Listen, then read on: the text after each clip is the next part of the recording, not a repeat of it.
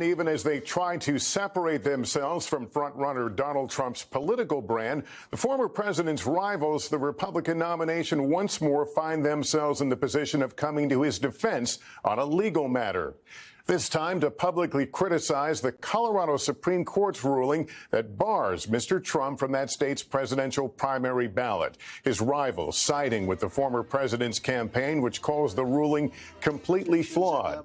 Mr. Trump himself opening up about the ruling in his social media postings, calling it a sad day in America.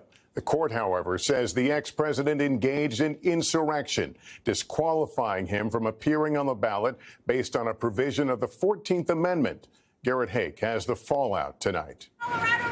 Tonight, President Biden weighing in on the Colorado Supreme Court's dramatic ruling banning Republican frontrunner Donald Trump from the state's ballot. The court citing the 14th Amendment, saying the former president engaged in insurrection on January 6th. President Biden was asked if Mr. Trump is an insurrectionist.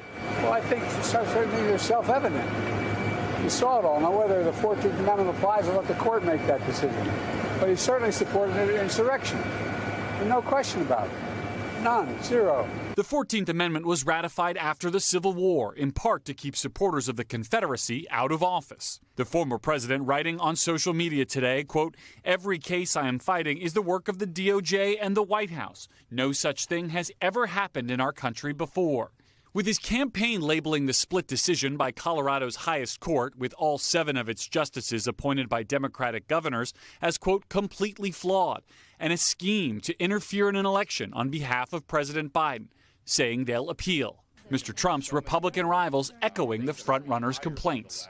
We don't need to have judges making these decisions. We need voters to make these decisions. And arguing it will help the former president. They're doing all this stuff to basically solidify support in the primary for him, get him into the general, and the whole general election is going to be all this legal stuff.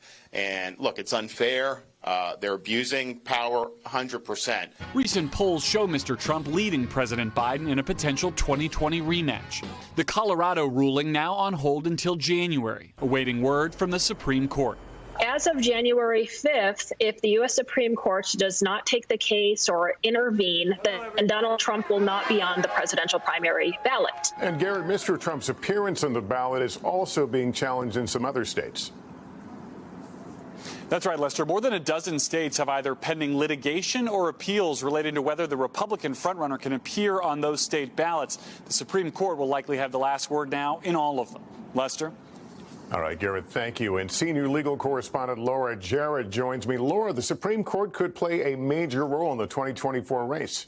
Lester, the justices say they try to avoid political questions, but a number of cases involving the Republican frontrunner are now bubbling up in ways to the court that they might not be able to dodge it much longer. Questions like the one you just heard. Is he even eligible to run? And must he be shielded with immunity from prosecution for trying to overturn the last election? These questions, all new, all happening in a highly charged election year, to be decided by a court with a conservative majority. 3 of the justices appointed by Mr. Trump. Lester? Laura Jarrett tonight. Thank you.